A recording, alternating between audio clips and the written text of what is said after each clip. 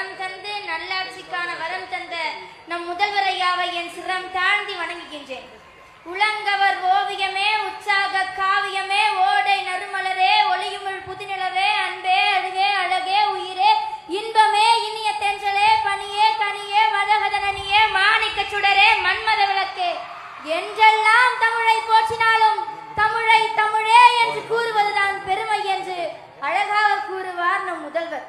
கோடு வளர் காடுதனில் ஓடி விளையாடுகின்ற பீடு மிகு மாநிலமும், பாடு திசை ஜோடி குயில் தாளமுடு பாவமிகு காணமையில் புள்ளினமும், பட்டுக்கொடி கொற்றக்கொடை சுற்றுச்சுடர் வெற்றி திரு வெற்றும்புல, மானம் காட்க புறப்படுக மறவர் சேனை, மானம் காட்க புறப்படுக மறவர் சேனை, இன்புற்றான் என் தமிழன். இங்கு வந்த இந்திதனை எதிர்ப்பதற்கு துணிவே இன்றி செங்குத்து தூணை போல் நிற்கின்றானா அல்லது அங்கத்தில் துடிப்பின்றி கிடக்கின்றானா?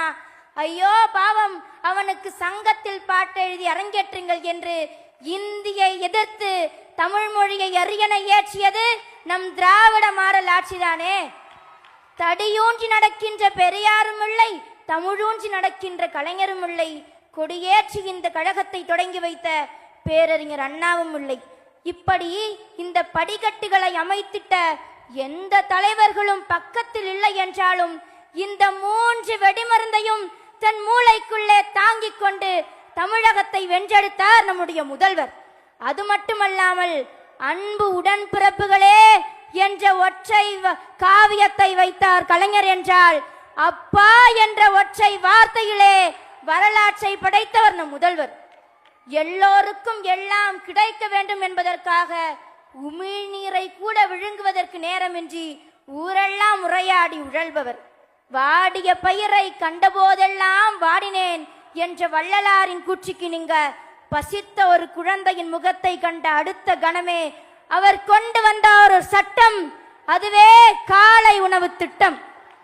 கட்டை விரலோ தலையோ காணிக்கையாக இந்நாளில் எவனும் கேட்டால் பட்டை உரியும் சுடுகாட்டில் அவன் கட்டை வேகும் என்ற வரிகளுக்கிணங்க நம் முதல்வர் ஐயா செயல்படுத்திய நான் முதல்வன் திட்டத்தின் மூலமாக ஏரோட்டுபவனின் மகன் ஏரோப்ளேன் ஓட்டுகின்றார், களை பறிப்பவனின் மகன் கலெக்டர் ஆகின்றார்.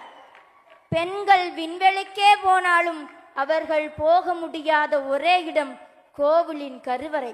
அனைவரும் அர்ச்சகராகலாம் என்ற திட்டத்தால் இனி கருசுமக்கும் பெண் கூட கோவிலின் கருவறையில், அடுப்பூதும் பெண்களுக்கு படிப்பதற்கு என்ற வாதத்தை மாற்றி பெண்களுக்கு சொத்துரிமை தந்து, வாழ்வுரிமை தந்து, கல்வியை தந்து, கல்விக்கு தொகையும் தந்து, இடஒதுக்கீடு தந்து, சம உரிமையை படைத்து, பெண்களின் தடைகளை உடைத்து, பெண்களின் வழித்தடத்தை வாழ்க்கை தடமாக மாற்றி வரும் ஒரு சகாப்த நாயகர் நம் தமிழ்நாட்டின் முதல்வர். பெண்மை வாழ்கவென்று கூத்தினோடா, பெண்மை வெல்கவென்று கூத்தினோடா என்ற பாரதியாரின் வரிகளில் கேட்ப வெல்லும் தமிழ் பெண்கள் என்ற மாபெரும் மாநாட்டை நடத்தி பெண்மையை போற்றுவதுதான் நம் திராவிட மாடல் அரசியுடைய புரட்சி. அது மட்டுமல்லாமல் நான் இன்னொரு கருத்து சொல்கிறேன்.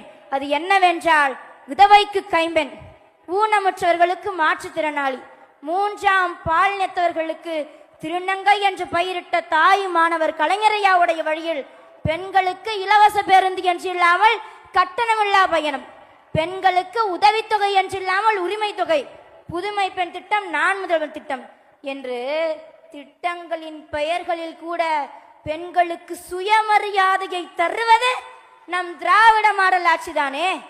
ஒரு பெண் இன்னும் இந்த தமிழ் மண்ணில் வெற்றி புன்னகையோடும் நம்மால் முடியும் என்ற நம்பிக்கையுடனும் வாழ்வதற்கு காரணம் என்ன தெரியுமா? நம் முதல்வர் இந்த நாட்டை ஆள்கிறார் மட்டுமல்ல, நம் அப்பா இந்த பெண் சமூகத்தை பாதுகாப்பாக பார்த்து கொள்கிறார் என்பதே எங்கள் நம்பிக்கை. விளையாட்டு துறையில முக்கியமா பெண்கள், கபடியில கண்ணகி நகர் கார்த்திகா, கிரிக்கெட்ல ஜெமிமா முன்வரத்துக்கு காரணமே நம்முடைய திராவிட மாடல் அரசு தானே. அது மட்டுமல்லாமல் கொள்கை இல்லாத தலைவர்கள் நல்ல ரசிகர்களை வேண்டுமானால் உருவாக்கலாம், ஒரு பொழுதும் நல்ல தலைவர்களை உருவாக்க முடியாது. திராவிடத்திற்கு என்றும் இல்லை வறட்சி, என்றும் இருப்பது வளர்ச்சி, எழுச்சி. அதற்கு சாட்சி நம் முதல்வருடைய ஆட்சி. நாடு போற்றும் அந்த 5 ஆண்டு தொடரட்டும் பல்லாண்டு. மீண்டும் நீங்களே முதல்வர், மீண்டும் மீண்டும் நீங்களே முதல்வர். நன்றி, வணக்கம்.